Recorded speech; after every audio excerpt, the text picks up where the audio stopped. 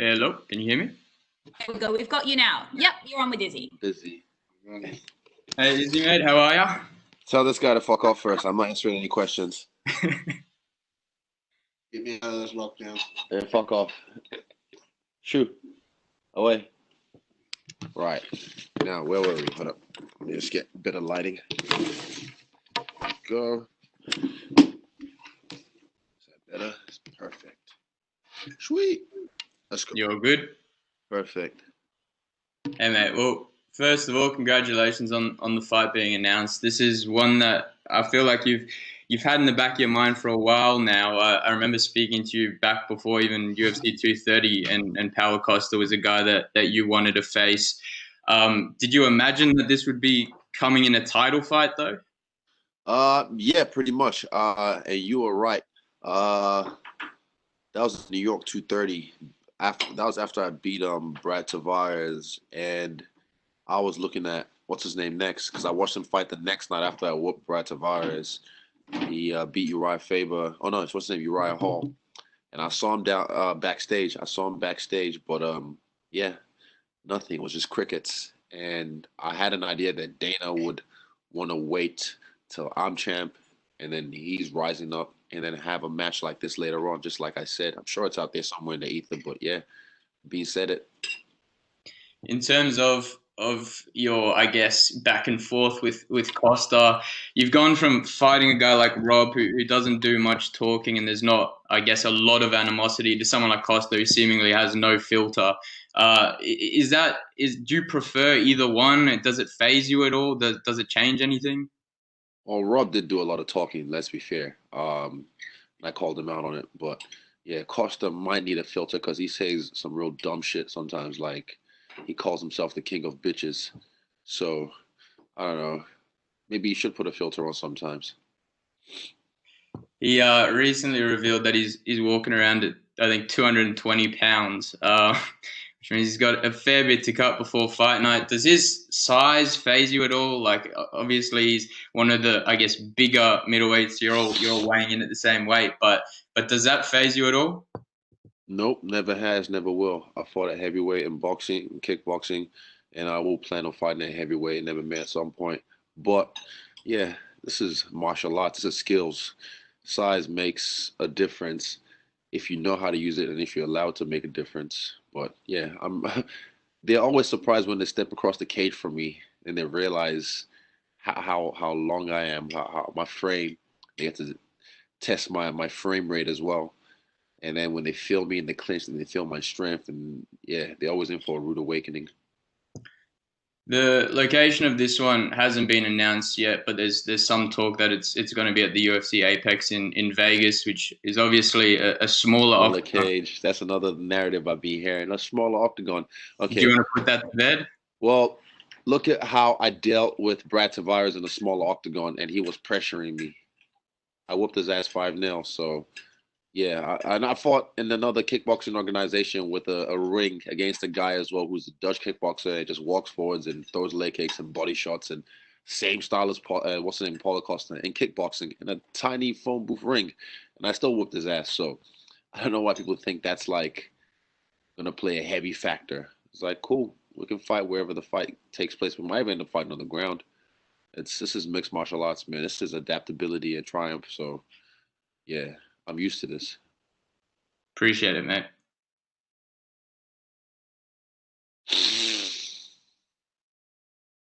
Thanks, Scotty. We're going to go now to Chris Reed from New Zealand Herald.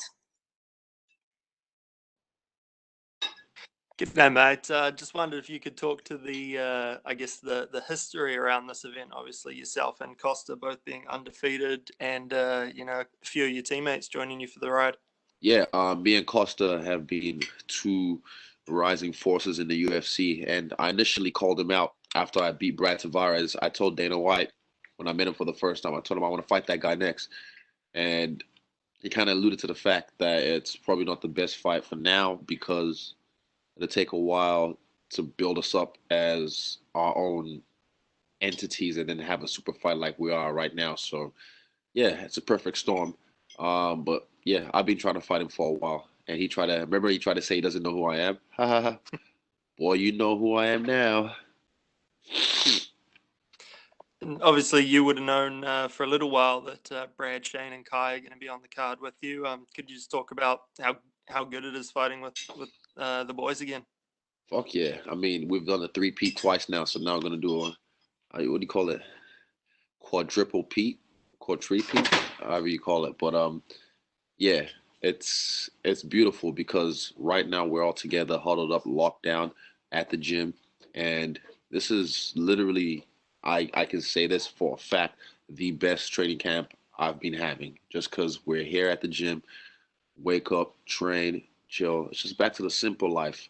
It kind of throws it back for me to how I was in China, like the simple things. And all I had in my mind was the pursuit of greatness. So even if this lockdown ended on Sunday or last Friday, I would have still taken the 3 days being here as a refresher because you need sometimes a refresher or a reset. And being here has done that for me because I have fuck all to do outside of this. I have no distractions. I have no obligations. All my responsibilities I handle over the phone or online. And I've learned to say no to a lot of new things and just focus on what I want to do. Wake up in the gym, train, eat, have a nap, and then wake up, train again, chill with the boys, and sleep.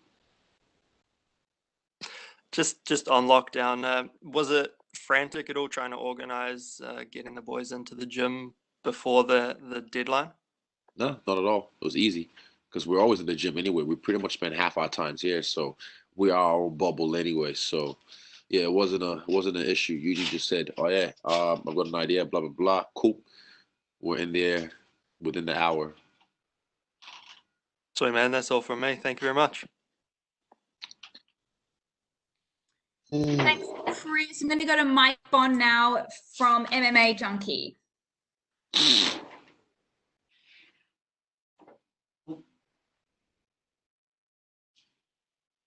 Can you hear me? Yeah, perfect. What's up? Perfect.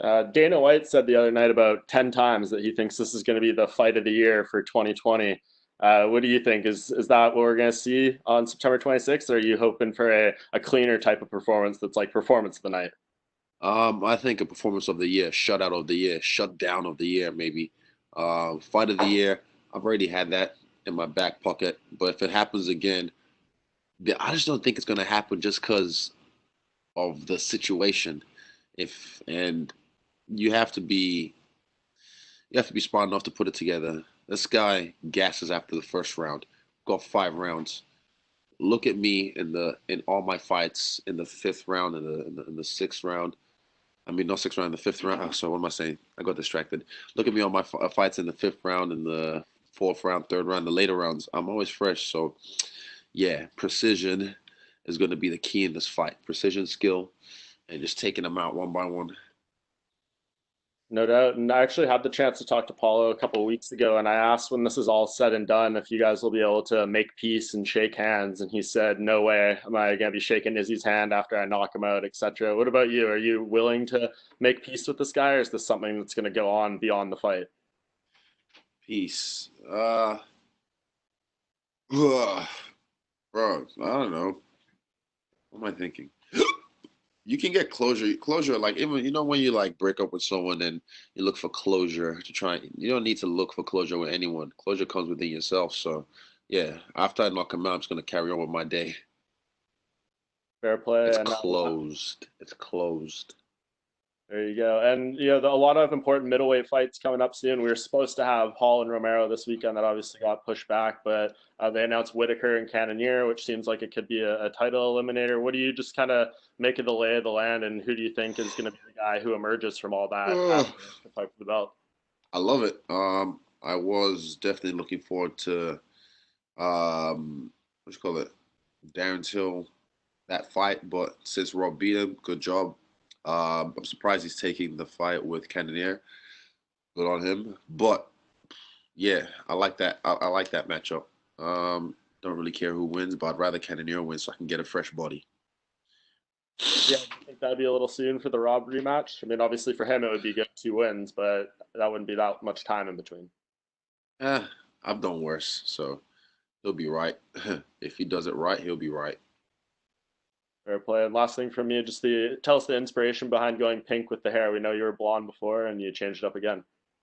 I like to switch it up on people, give them the unexpected, because people always expect something. And for me, expect the unexpected. I ever saw a meme. What was the meme? Sean O'Malley dyes his hair the colors of the rainbow. No one bats an eye. Stylebender dyes his hair pink. And it's breaking news. And everyone loses their mind. I don't know why the color of a man's hair can get you in your feels. But yeah, I don't know. I like it. Imagine if I had pink hair and I whoop this motherfucker's ass. It might be another color by the time the fight comes around, but right now I'm fucking with this. It's beautiful. It's like candy floss.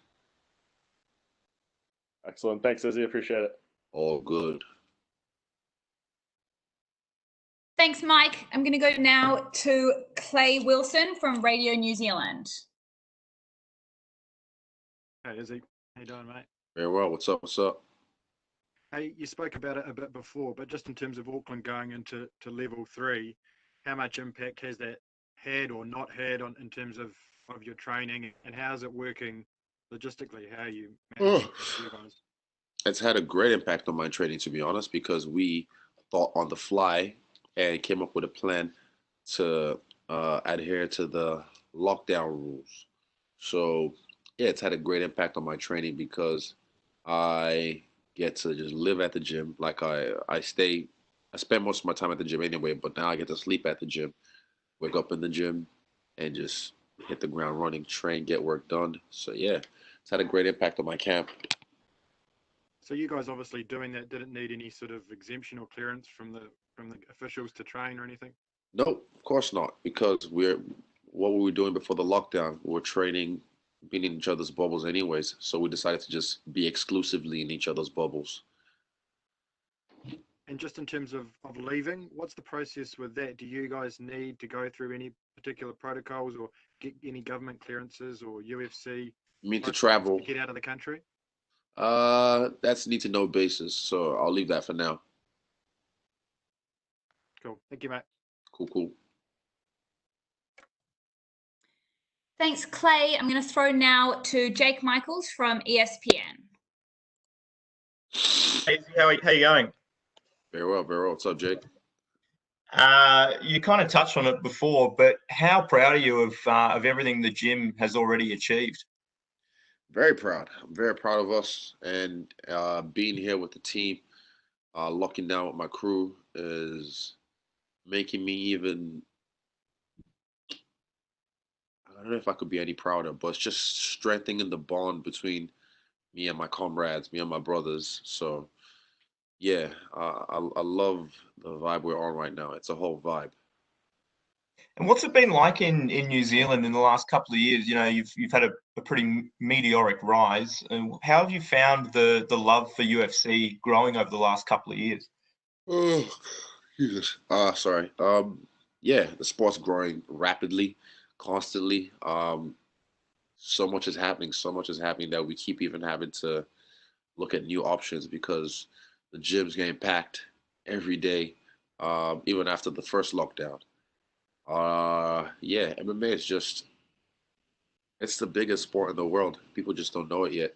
I understand that there's football and soccer and blah, blah, blah, but all those people watch the UFC. All those people watch us because, you know, we all know what we're trying to do. We're trying to be the baddest motherfuckers around. So whether you kick a ball into a net, you dunk a ball, or you charge another man, when you fight, people watch. That's in our DNA. Do you think UFC could ever sort of overtake rugby as the number one sport in New Zealand? Don't really care, to be honest, but I know, like, if you put it on a world stage, me, myself, as Israel Adesanya, the last stylebender, I'm bigger than the All Blacks, like, worldwide. Not definitely in New Zealand. So I know you media people are going to try and use that as a soundbite and then use that as your little fucking clickbait or whatever. But yes, worldwide, all around the world, all across the land, I definitely have more footprint than the All Blacks. Thank you very much, mate. Best of luck. Thumbs up. Izzy, that might be it. Is there anyone else that's got any questions for Izzy before we let him go? There are no stupid questions. Ask away. 5, 4. I've got, here we 3. go, still on. Peter from Fight News, take it away. The living situation. So all the boys at CKB, they're all living at the gym right now. Is that right? Yep, a select few, not all our training partners, but a select few that we already were in contact with, all bubbled up at the gym right now. And do you mind just going into a little bit more detail? Like, is everybody bunking on the ground, or how does that work? Yeah, we can go in detail. So, okay, my situation, right? So I got the single mattress from my house out west. I got my brother to bring it, and I put it fucking on the hardwood floor, and I was sleeping on it. I was being all nostalgic, like, fuck, this is like how China and Diamond's like my roommate, or he's in the jiu-jitsu room with me, or with a few other people, and I'm just vibing this whole nostalgic thing. But then I realized, fuck that, because I already know what it's like. So I got another mattress that's much bigger, much more comfortable, because I can't sacrifice my sleep. And now I'm sleeping on the floor like a king. But yeah, it's beautiful, man. Like the kitchen here is just packed with fucking everyone cooking, pantries, and yeah, you just bunking with us. He's waking us up with his early morning songs. Horrible, horrible. Um, yeah, it's a vibe. You should be here, but you're not. So No problem. Thanks, Izzy. That's all from me. Good luck with the fight. cool. Thanks, Pete. I'm going to go to Brad Lewis now from News Hub. Hey, Izzy, how you doing, mate? What's up, B Rad? Hey, bro. I know you're someone who does enjoy your alone time. Is there anything challenging about the bubble? At the moment? No.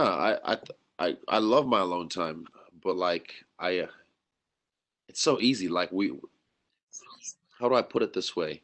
I don't have to entertain anyone. Like those friends you have to constantly entertain, and there has to be always a dialogue going on, or there has to be some kind of conversation. Nah, I could just sit in the marae. That's the jiu-jitsu room. We call it now the marae. I could sit in there with everyone and just not say a word, just be in our own bubble. So I can get my alone time whenever I need to. But then we also have times when we're around the barbecue or we're around the PlayStation just having bants. Yeah, there's no problem having my alone time or being introverted in this space. And one more from me, Izzy. Dana had mentioned that that he was considering New Zealand for a potential fight card. How close do you think it was to this fight card being in New Zealand? How seriously do you think he was taking it? I think it was serious, but there's a lot of money being invested in advance for these shows. You have to realize that they don't just happen. They do happen like that. You've seen the UFC do it before, move a whole show.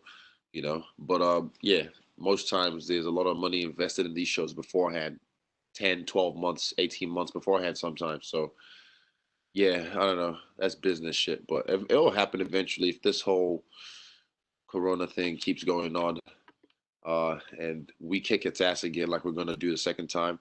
Then yeah, I see a fight card happening in New Zealand in the near future. Thank you, brother. Cool. Thanks, Brad. We're just going to go back to Gardy from Fox Sports. Hey, mate. I thought I'd ask you while we have you. The Costa fight came after a couple of years of you maybe thinking about it and talking about it a little bit. Another fight you've been talking about for a little bit now is that Jon Jones super fight. He's moved up to heavyweight. In terms of that move, does that impact your plans on the super fight with him? Would you want that at light heavyweight? Would you consider? I know Eugene's talked about you moving up to heavyweight at some point in your career. What are your thoughts on that? 100%. It doesn't change my plans. My plans are still going as forward as planned. So yeah, same thing. No thoughts on him moving up to heavyweight at all in terms of what he's leaving Okay, behind well, in that division? look how long it took him to move up to heavyweight finally. And like I was saying, he was expecting me to do it straight away when I haven't even defended my belt yet. So I've defended my belt twice now. I want to defend it a few more times and then do what I set out to do.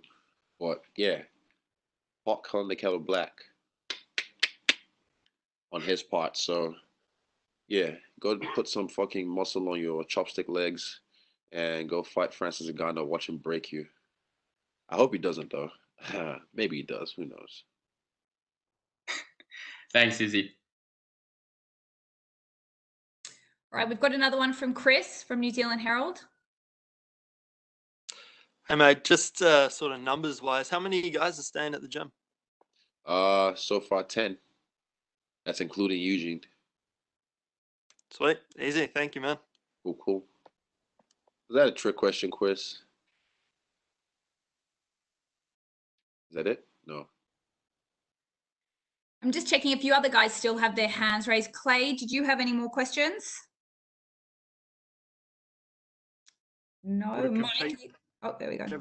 Given what's going on in the world and the fact that New Zealand's come back under more restrictive conditions, how do you feel about just having the chance to compete and you'll have probably a few more eyeballs even than you would have had in a normal circumstance?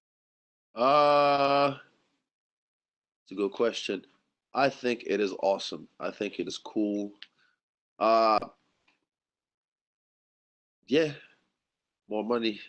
As I see it, the pay-per-view always goes up, like it did for the first lockdown when these dudes got what was it? I think it was 250 or 249, whatever card it was. Uh, yeah, just more money, more eyeballs. So it makes sense. I'm looking forward to it. It's a great fight as well. Great opponent, stylistically. Yeah, it's gonna be a showout, and I can't wait. And we've got three other guys as well on the card. Yeah, it's just that it's the same feeling I'm used to. We've had it twice in Melbourne with the boys, where it's just we go through the camp together and then we rise together in the trenches when it's time to go to work. So it's familiar to me. And just in terms of your standing in the UFC, what do you think a win over Paulo does? Where does it put you in terms of the sort of level of stardom and that rise that you've had? I think it's great. I think it's great for me because it's that the aesthetic of it. Like I'm this skinny person, this little frail kid that everyone looks at, and then he looks like the perfect antagonist. He's big, bulky, juiced to the fucking gills, and he's a marauder. He's a guy that beats everyone on the fence. So when I come in there with some Bruce Lee shit, fuck him up. It's going, oh my God, wow, he beat that big muscle boy. Oh, like the casuals are gonna feed off it, and that's just, I love that because it means more eyes, more attention. And like I said, you can watch my fights. You don't have to watch my fights, but you're gonna pay. I'm not talking money. You're gonna pay attention.